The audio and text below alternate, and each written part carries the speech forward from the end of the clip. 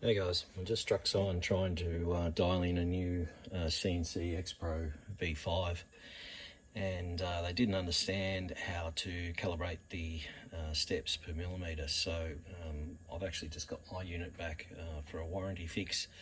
Got to dial it in anyway. So I thought, well, I'll explain the point. I've connected my laptop here via Wi-Fi to my CNC XPro, and I've set the current travel rate to 1500 and unlocked the software stops, and using quite a sharp engraving bit, I've made a little notch in the table, and I'm now going to move that along 500 millimeters, 200, 300, 400,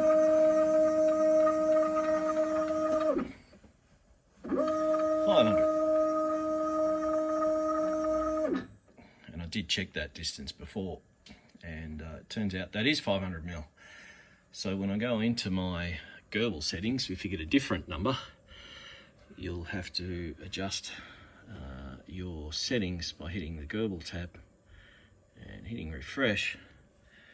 And if I scroll down here, then in terms of steps per millimeters, my X and Y are correct at a ratio of 200.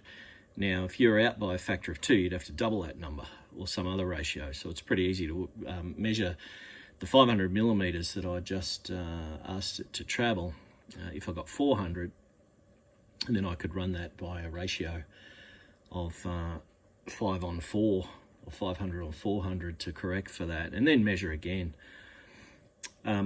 What I do know is that my Z stepper motor is a slightly different step ratio to my X and Y, and it actually runs on 250, and I know that from a previous configuration. So I've just typed that in the box and hit set, and that should save it to the device. And if I scroll down after a refresh and check again, then my X steps per mil are 200, my Y is 200, and my Z is 250. And that should now work well. Several G-code senders do have wizards built in where it will ask you to go through that step by step, make a mark, or even put a pen in instead of the spindle, and then it will suggest a travel distance. Then you can measure the actual travel distance and type that in. It will automatically calculate the ratio for you. But if you've got a calculator handy, it's pretty easy to divide one number by the other. And if you get it the wrong way around, when you try and then retest your distance, it will obviously get worse, not better, and you'll realise that you had it the wrong way around, and you can compensate back by typing in a different number. Hopefully that helps. Feel free to leave a message if you're stuck.